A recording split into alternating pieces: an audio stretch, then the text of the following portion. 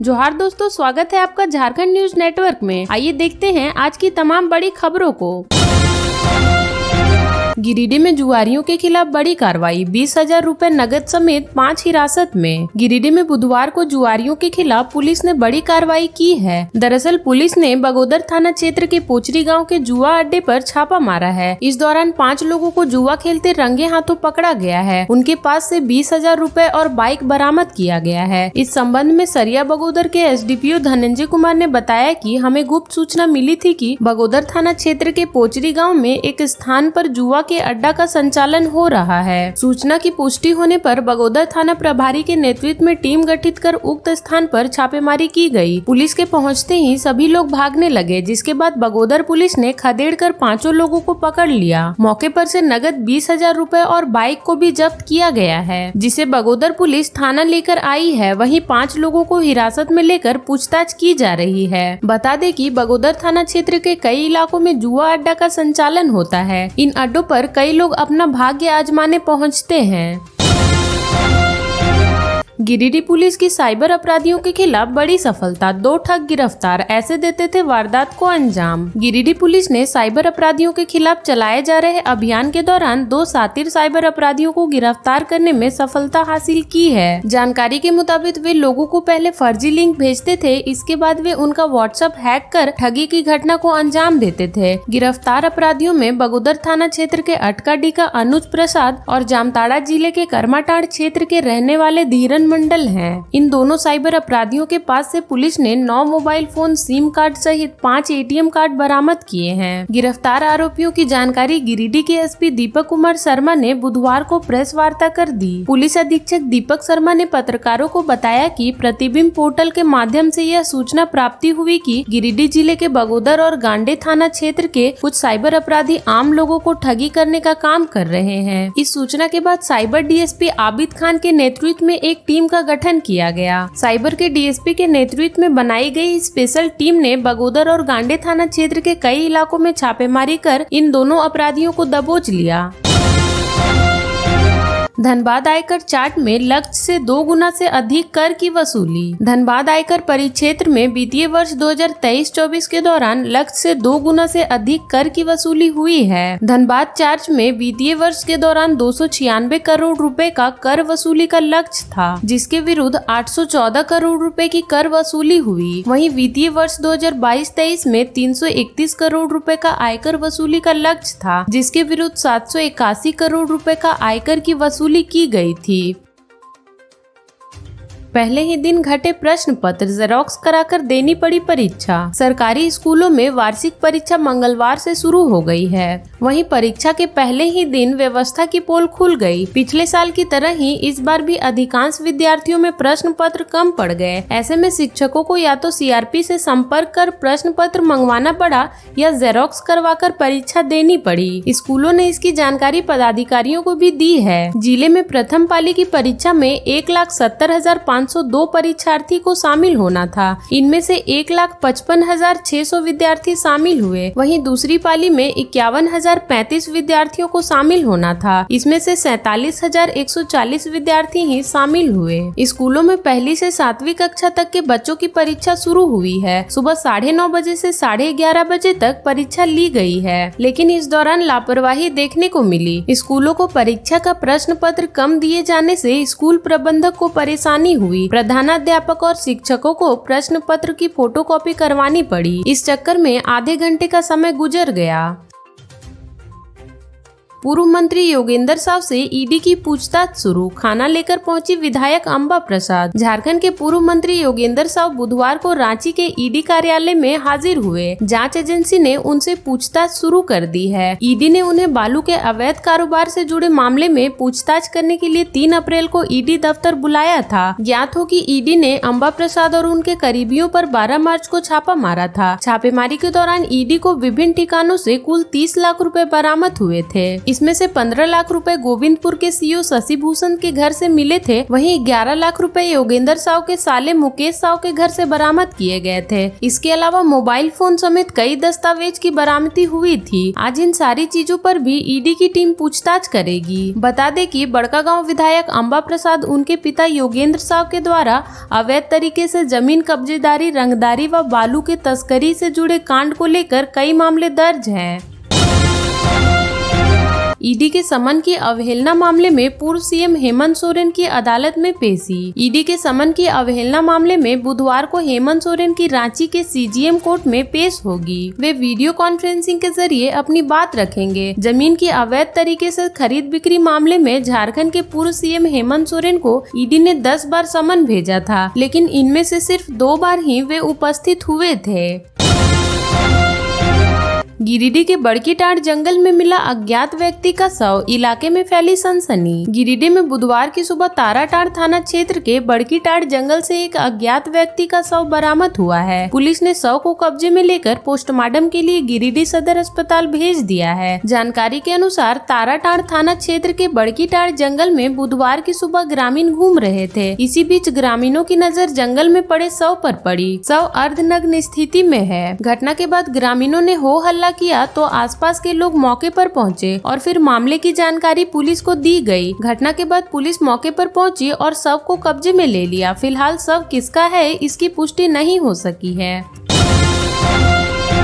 दरोगा मीरा सिंह और सीओ शशि भूषण से आज फिर होगी ईडी की पूछताछ। कल डिजिटल डिवाइस से नहीं निकाला जा सका डाटा। ईडी ने दरोगा मीरा सिंह और सीओ शशि भूषण सिंह को समन भेजकर 2 अप्रैल को रांची के हिनो स्थित क्षेत्रीय कार्यालय में हाजिर होने का निर्देश दिया था। 2 अप्रैल को दोनों ईडी के क्षेत्रीय कार्यालय में हाजिर हुए। ईडी ने उनकी उपस्थिति में उनके डिजिटल डिवाइस से डाटा निकाला। डाटा निकालने का काम पूरा नहीं होने की वजह से दोनों को 3 अप्रैल को फिर से हाजिर होने का निर्देश दिया गया। कांग्रेस विधायक अंबा प्रसाद को 4 अप्रैल और उसके भाई अंकित राज को 5 अप्रैल को पूछताछ के लिए बुलाया गया है। अंबा प्रसाद व उनके पारिवारिक सदस्यों पर रंगदारी, लेवी वसूली, जमीन कब्जा सहित कई गंभीर आरोप हैं। ईडी की टीम ने दरोगा मीरा सिंह और गोविंदपुर के सीओ शशि भूषण के खिलाफ अलग अलग मामलों में छापेमारी की थी। जेल में बंद हेमंत सोरेन का सीएम चंपई सोरेन को संदेश, इन कार्यकर्ताओं को ही दे लोकसभा का टिकट। झारखंड में लोकसभा चुनाव को लेकर जहां एनडीए के उम्मीदवारों की घोषणा हो चुकी है, वहीं इंडिया गठबंधन के राज्य के सबसे महत्वपूर्ण घटक झामुमो ने अब तक प्रत्याशियों की घोषणा नहीं की है। कांग्रेस ने लोहरदगा से सुखदेव भगत, खूंटी से कालीचरण मुंडा व हजारीबाग से जेपी पटेल को उम्मीदवार बनाया है, पर झामुमो ने अभी तक पत्ता नहीं खोला है। पार्टी की ओर से बस इतना ही कहा गया है कि कांग्रेस की घोषणा के बाद ही झामुमो अपने प्रत्याशी की घोषणा करेगा। झामुमो प्रदेश में राजमहल, दुमका, गिरिडीह, जमशेदपुर व सिंहभूम से उम्मीदवार खड़ा करेगा। सूत्रों ने बताया कि जेल से पूर्व मुख्यमंत्री हेमंत सोरेन ने पार्टी पदाधिकारियों को, खासकर मुख्यमंत्री चंपई सोरेन को संदेश भिजवाया है कि वो वैसे ही कार्यकर्ताओं को टिकट दें जो पार्टी से लंबे समय से जुड़े हुए हैं, किसी आयातीत को टिकट न दें। गौरतलब है कि जमशेदपुर में भाजपा के एक नेता को लाकर टिकट देने की अफवाह उड़ी थी, जबकि उक्त नेता का पार्टी की जिला समिति ने कड़ा विरोध किया था। इसके बाद यह मामला हेमंत सोरेन के पास पहुंचा। तब उन्होंने स्पष्ट संदेश भिजवाया कि आयातीत नहीं, समर्पित नेताओं को ही टिकट दे।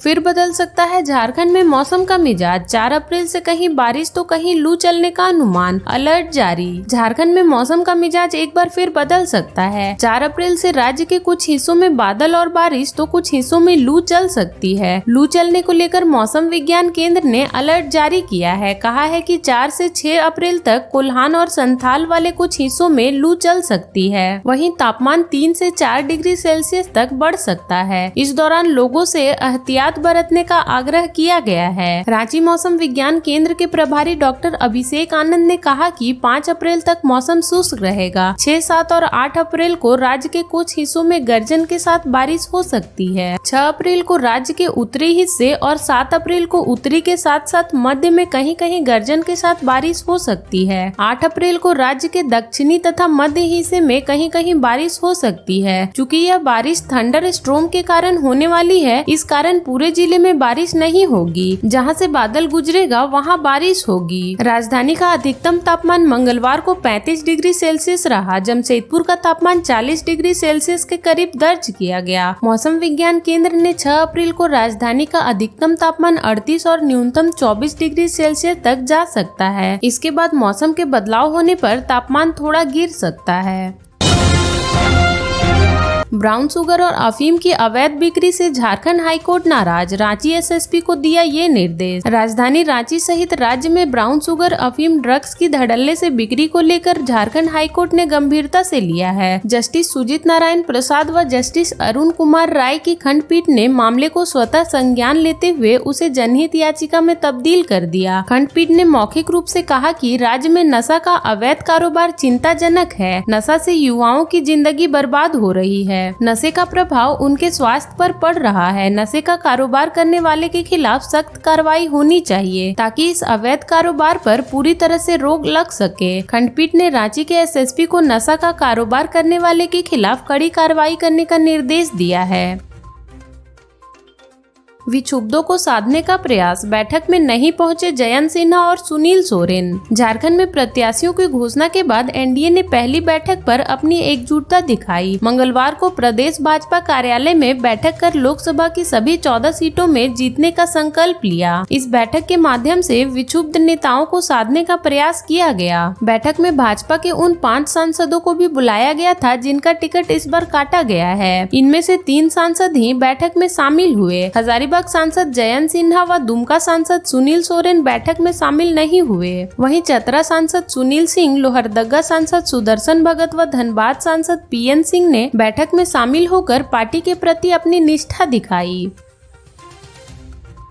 झारखंड हाईकोर्ट ने महिला अपराध, रंगदारी व जमीन कब्जा संबंधित मामलों की मांगी रिपोर्ट। झारखंड हाईकोर्ट ने दुमका के हंसडीहा में स्पेनिश बोलने वाली महिला से हुए दुष्कर्म की घटना पर स्वतः संज्ञान में दर्ज हुए जनहित याचिका पर सुनवाई की। Acting chief justice S Chandrashekhar व जस्टिस नवनीत कुमार की खंडपीठ ने मामले की सुनवाई के दौरान राज्य के कानून व्यवस्था की स्थिति पर कड़ी नाराजगी जताई। राज्य सरकार का पक्ष सुनने के बाद खंडपीठ ने राज्य के कानून व्यवस्था को दुरुस्त करने का निर्देश दिया। राज्य सरकार को पिछले 1 माह के अंदर महिला हिंसा, भू माफिया द्वारा जमीन कब्जा, रंगदारी मामले जैसे गंभीर आरोपों के संबंध में घटना की जानकारी देने का निर्देश दिया। मामले की अगली सुनवाई के लिए खंडपीठ ने 4 अप्रैल की तिथि निर्धारित की है।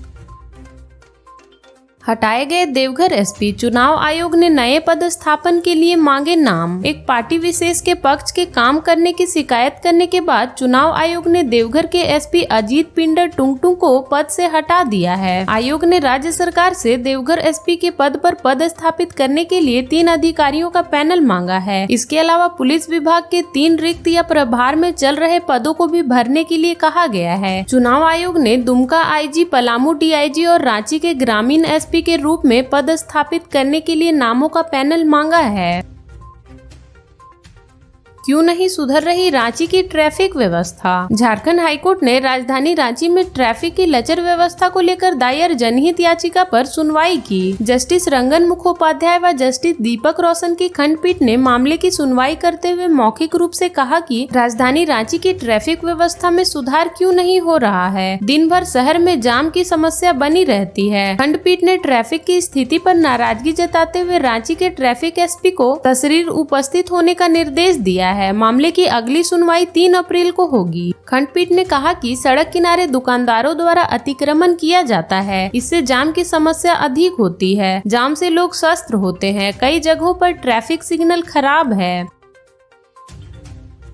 झारखंड ओपन यूनिवर्सिटी का नया परिसर टाटीसिलवे में बनेगा। झारखंड राज्य ओपन यूनिवर्सिटी का नया परिसर टाटीसिलवे में होगा। राज्य सरकार द्वारा इसके लिए अनगड्डा प्रखंड के गोंदली पोखर के पास 6 एकड़ जमीन चिन्हित कर ली गई है। चुनाव के बाद आगे की कार्रवाई शुरू होगी। इस परिसर में अत्याधुनिक भवन का निर्माण होगा। झारखंड ओपन यूनिवर्सिटी फिलहाल बिरसा कृषि विवि अंतर्गत फॉरेस्ट्री कॉलेज के एक भवन में चल रहा है। राज्यपाल सह कुलाधिपति के निर्देश पर बिरसा कृषि विवि के पूर्व कुलपति डॉक्टर ओएन सिंह के कार्यकाल में ओपन यूनिवर्सिटी को स्थायी तौर पर भवन मुहैया कराया गया। इसके बावजूद फॉरेस्ट्री कॉलेज द्वारा कक्षा, गर्ल्स कॉमन रूम आदि की कमी का हवाला देते हुए झारखंड ओपन यूनिवर्सिटी को भवन खाली करने के लिए कहा जा रहा है। झारखंड के ऐसे ही छोटी बड़ी खबरों से जुड़े रहने के लिए चैनल को सब्सक्राइब कर लें और बेल आइकन प्रेस कर लें ताकि हर वीडियो का नोटिफिकेशन आपके फोन पे चला जाए।